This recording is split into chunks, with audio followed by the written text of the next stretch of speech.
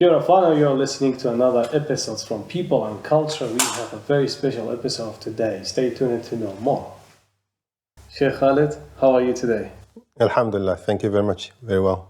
Thank you. And thank you for having us for today and for You're welcome. You're most welcome. Mosque. So, Sheikh, we all know that there is a special month for Muslim fan here, which is Ramadan.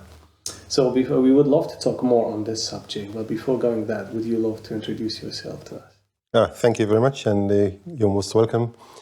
My name is Khaled. I'm originally from Egypt, came to New Zealand in 1995, long time ago. Married to a Kiwi, Rhonda Stewart, and an engineer by trade, but volunteering for the community. So what you're seeing here, this is not just my uniform. This is my role as a volunteer to the Muslim community in Wellington, New Zealand. I won the absolutely positively Man of the Year in 2019 for the whole of Wellington and for the northern suburb. That's very interesting and very welcome to Thank you so much. everyone. Great to have you here and thank you for this opportunity to know you more. You're welcome. Thank you. It's interesting to me. How's the weather, Sheikh? From 95 till now, how was the weather? If there was any change. New Zealand, honestly, this is very from the bottom of my heart. It's one of the most beautiful countries in the world. And Wellington is the most beautiful city in New Zealand. So it doesn't matter if the weather is windy or bad a few days, but it gives you an amazing few other days. It's the only place in the world where you can go to the beach or the bush or the mountain for a walk or a family. It's just incredible. So we're still not, we love it. That's awesome. Definitely.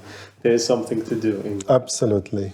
Awesome. So, Sheikh Khaled, we have this, this has been a while, like our Muslim family are fasting, which is Ramadan. Yes, correct. Would you be able to tell us, explain, like, what is exactly Ramadan? What does meaning for you and the Muslim family? Fantastic question. First is the facts. In Ramadan is a month in the lunar calendar. The Muslim follow the lunar calendar, which is follow the moon, where the Western world follow the Gregorian, which is follow the sun. So the Ramadan is the 9th month of the Islamic calendar month, and this is the month where the Muslim believe the Prophet Muhammad, peace be upon him, received the Quran revelation via the angel Gabriel. It's exactly the same angel who came to Moses and Jesus and Noah and all the prophets. So Ramadan is a tradition ancient in every religion, fasting and community work. Muslims celebrate this month by fasting from dawn to sunset. No food, no drink, not even water. Not for the whole month, for the daylight hours. So we break our fast after sunset and eat amazing food. Mm-hmm. Yeah. So in New Zealand, is that as long hours of fasting, or how is that measured between other countries? It relates to the first question as well. Because it's a lunar calendar, it's actually different than the Gregorian. It's 10 days shorter. It's only 354, not 365. And it moves forward every year. So you will have Ramadan in summer, you'll have Ramadan in winter, you will have it in spring. You'll have Ramadan, currently it's 12 hours fasting, but we already have Ramadan maybe 17, 18 hours of the day fasting. So at the moment, it's good. Okay. Okay, that's great. Thank you for explaining. You're welcome. So would love also ask you between, so as you mentioned, you come from Egypt. So yes. If you can tell us and the audience and people who are watching this podcast, what's the difference between, as a person who have different experience from home country, how was the celebration of Ramadan there and how is New Zealand? Is there any difference or major? The answer to this question might surprise you. Being here for 30 years now, I've been back to Egypt, back and forth almost, every 4 years. And when we are in Egypt, we miss New Zealand so much. Ramadan in New Zealand is very special. Why? Because this is a multicultural country. You got in Ramadan here, we got 40 different nationalities celebrating together in that small mosque, bringing the most delicious ethnic foods and cultures and traditions and celebrations. Egypt is only Egyptian. So honestly, we love Ramadan in New Zealand because of the different cultures we have. We have people from everywhere, Chinese, Muslim, Uzbekistan, Maldives, Mauritius, you name it, there is some people. And they come with the amazing rich culture. So I love it in New Zealand. Yes, in Egypt there is memories of the families and the toys and things, but in here it's much, much, much more richer. Yeah, nice. So while talking about the multicultural side, you mentioned that in Moscow you have people from different backgrounds, different countries. Tell us about the food. Is there anything special people cook on this month? Oh, don't get me started.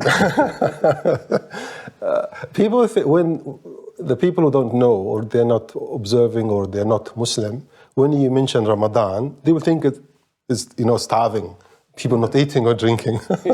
It's contrary.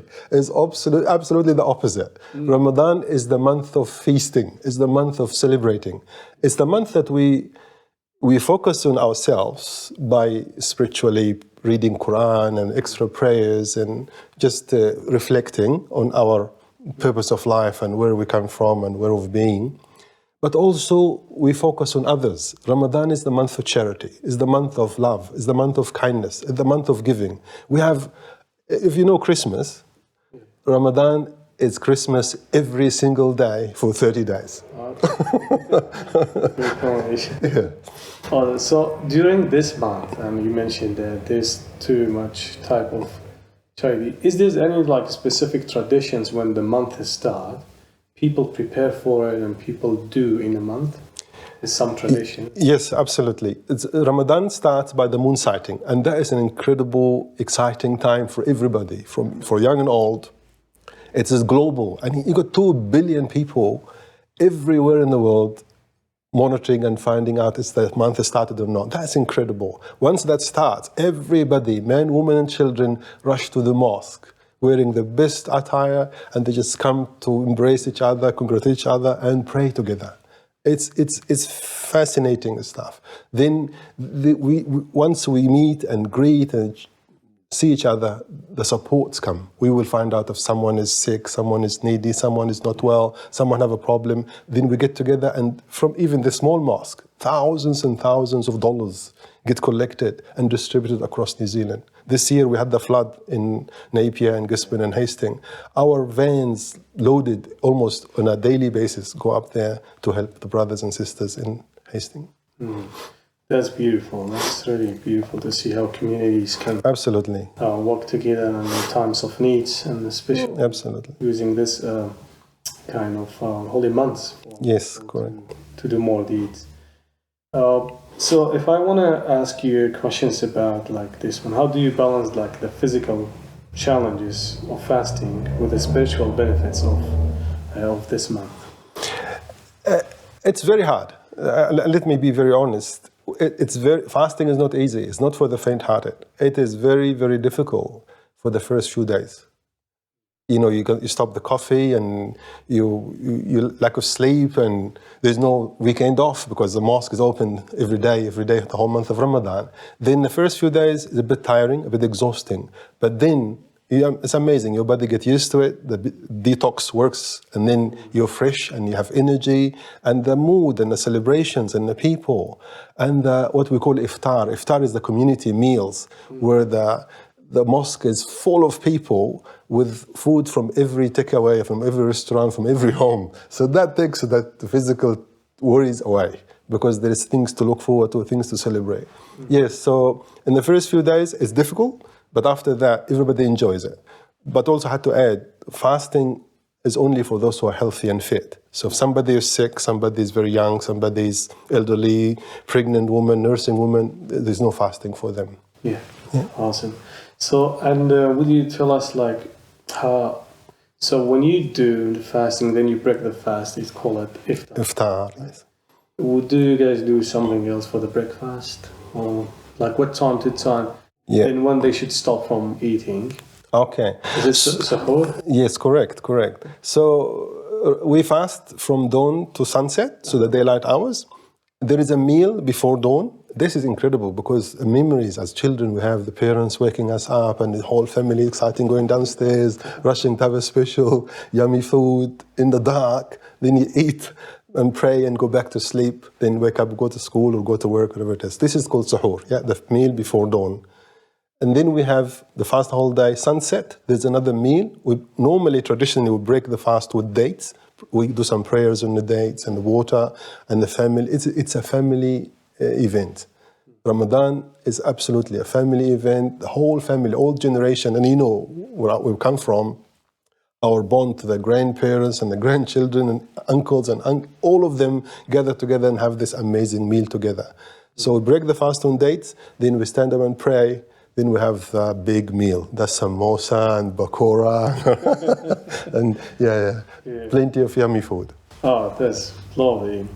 Would love to join one of them. Absolutely.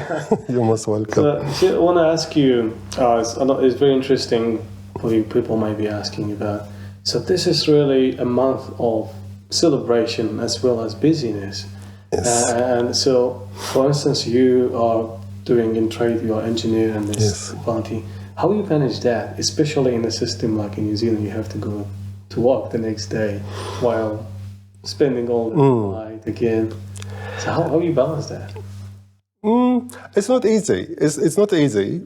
But New Zealand is a beautiful country, as I said, also culturally. Culturally, they're aware. There is people who are actually curious and keen. If you're fasting, then you're not having a break for lunch, you're not having a break for afternoon tea or morning tea, then you might finish work early, then you can work extra from home. So it's not easy, but we still balance. We still balance. And by the way, when you're not eating or drinking, you have plenty of time to put to customer service. So you look at the watch as, oh, it's 12 o'clock already, because you haven't gone around to have the coffee or the morning tea or the walk or the toilets. All this stuff just gets out of the schedules. So it's more blessing in the time and more even productivity. Nice. Get the employer to try Ramadan. I see. Great. So I have another question. This is about spiritual. So you touched base on that, and what you see the difference when the Muslim people and specifically in the Ramadan months and before, how that's bring them more into spirituality, well-being. Yeah, Ramadan also it's very similar to what they call Thanksgiving, because we live nowadays. You may know there's about 1 billion people, literally 1 billion human beings. They're called chronically hungry. They don't know where the next meal going to come from. And that is in every country we know, in Yemen, Afghanistan, Somalia, and Sudan, even in Egypt or Iraq, these countries, there's so many millions of people, they don't know breakfast, lunch, and dinner. But when in New Zealand, we have 7 meals a day. We have morning tea and afternoon tea, plus all the others. Plus, we don't count the coffees and the chocolates and the ice cream in between. So Ramadan comes, and it's literally you stop eating and drinking and you feel hungry. So no matter, it doesn't matter if you're rich or poor, doesn't matter what job you have, doesn't matter how old you are, doesn't matter what race you are, doesn't matter what nationality, there is a great equalizer. We're all hungry, we're all thirsty. Because reading about people hungry in Ukraine because they don't have access to food and water, it's on our TV every day. Reading about it, you feel a little bit sad for them, you feel for them, you pray for them, but you move on. But if you are there and you see them hungry and you see them starving, you see, the Kiwi who go in there and try to save the people or give them food or rescue them, that's different level of acknowledgement and understanding the suffering. But going the extra level, which is you yourself become hungry, that's sharing.